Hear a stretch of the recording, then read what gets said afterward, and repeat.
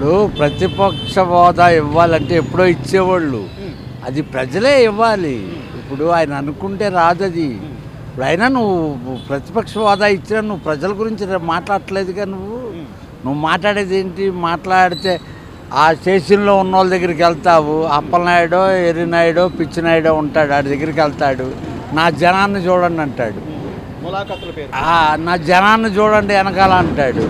నువ్వు ఏ మంచి పని చేసావు బాబు? జగన్ బాబు చిచ్చులు నొక్కావు, ఏదో చేసావు. ఈరోజు లోకేష్ సవాల్ ఇచ్చిరాడు, రా వచ్చి మాట్లాడు, దాంట్లో పోయేదేముంది? ఇప్పుడు నీకు వచ్చిన నష్టం ఏమి లేదు, నీ లక్షల కోట్లు అడిగేది ఏమీ లేదు. సవాల్ చేశాడు రమ్మని అసెంబ్లీ సాక్షిగా. అయినా నువ్వు ఎమ్మెల్యే రావాలిగా. నువ్వు ఎమ్మెల్యే, పులివెందుల ఎమ్మెల్యే, ఆ 10 మందిని వేసుకొని వచ్చి అడుగు. వాళ్ళు రమ్మని పిలుస్తున్నారు కదా, స్పీకర్ కూడా రమ్మంటున్నాడు నిన్ను. జాలిపడి ఎవరు పిల్లరు లేదండి, ఎవరు. ఎందుకంటే ఆయనకు వచ్చిన 11 కూడా రేపు ఉండవు. రేపు 2029లో ఆ 11 కూడా రావు ఆయనకి. జనాలు గడ్డాలు పట్టుకుంటాను, కాళ్ళు పట్టుకుంటాను, మూతులు పట్టుకుంటానంటే ఇప్పుడు లేదు. ఫస్ట్ టైం ఎవరికైనా. రెండో టైము ప్రజలు ఆలోచిస్తున్నారు బాగా. ఇప్పుడు ప్రజలు ఆలోచించేది ఏంటంటే పని పనితీరు. ఇప్పుడు సంక్షేమ ఫలాలు ఇస్తున్నాడు, అభివృద్ధి చేస్తున్నాడు, కళ్ళకు కనపడుతున్నాయి అన్నీ. ఇప్పుడు కళ్ళకు కనపడిన మాయా మత్స్యంద్రాలు ఏం చేయట్లేదు కదా. రాజధాని నగరం చూపించాడు, అమరావతి చూపించాడు, ఎయిర్పోర్ట్ చూపించాడు, ఇన్ని చూపిస్తున్నాడు కదా. ఇప్పుడు నువ్వు అక్కడికి వెళ్ళి ఏలెట్టి ఇది కాదు, ఇది లేదు, ఇక్కడ ఇదంతా మాయా అని నువ్వు చెప్పగలవా? నువ్వు రావు ప్రజల్లోకి. ఆ ఫామ్ హౌస్లో కూర్చొని ఏదేదో పిచ్చి పిచ్చి మాటలన్నీ మాట్లాడతాడు, పగట కళ్ళకు అంటూ ఉంటాడు. ఎవరంటే ఛాలెంజ్ చేశాడు ఆ లోకేష్, రా వచ్చి మాట్లాడి నిలదీశాడు. ప్రజలు చూస్తూ ఉంటారుగా మీడియాలో అసెంబ్లీలో ప్రజలు చూస్తూ ఉంటారు.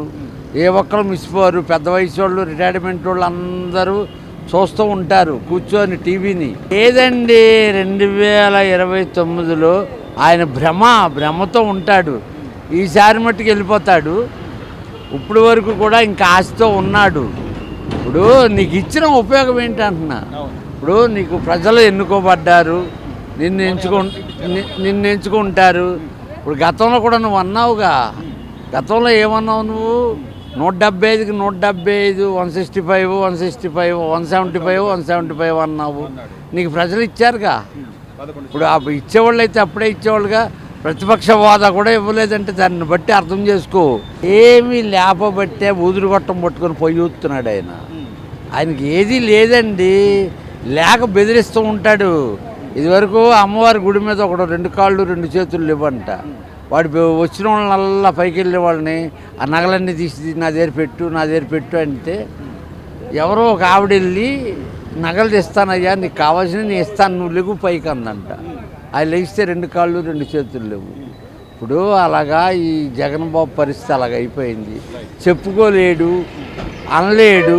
ఇది తప్పని నువ్వు చూపించేవాడు అయితే రా, పోలవరం రా, నువ్వు రా, పోలవరం రా, లేకపోతే ఆ ఎయిర్పోర్ట్ దగ్గరికి రా, అమరావతికి రా, వచ్చి నీ కళ్ళతో చూసి ఇది తప్పని చెప్పు.